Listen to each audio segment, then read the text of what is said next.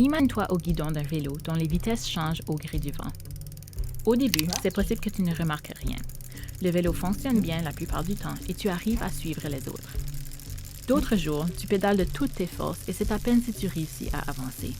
Ton vélo est coincé à la mauvaise vitesse pour monter la côte qui se trouve devant toi et l'énergie nécessaire pour continuer est énorme. Et parfois, le lendemain, comme par magie, tu parcours sans problème le trajet qui te semblait impossible la veille. C'est n'en rien comprendre. C'est bien le même vélo, non?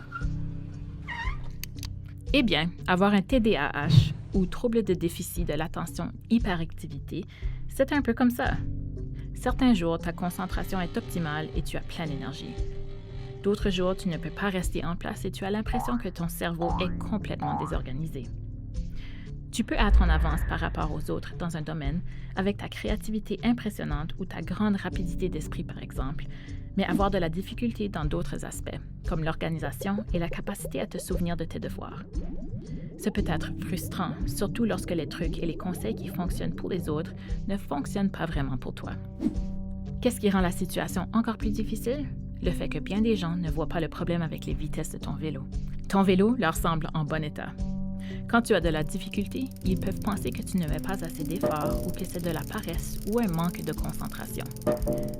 Mais le TDAH n'a rien à voir avec la paresse. Il s'agit d'un trouble du cerveau qui affecte la façon de se concentrer, de s'organiser, de gérer son temps et de composer avec ses émotions. Sa façon de se manifester est différente pour chaque personne.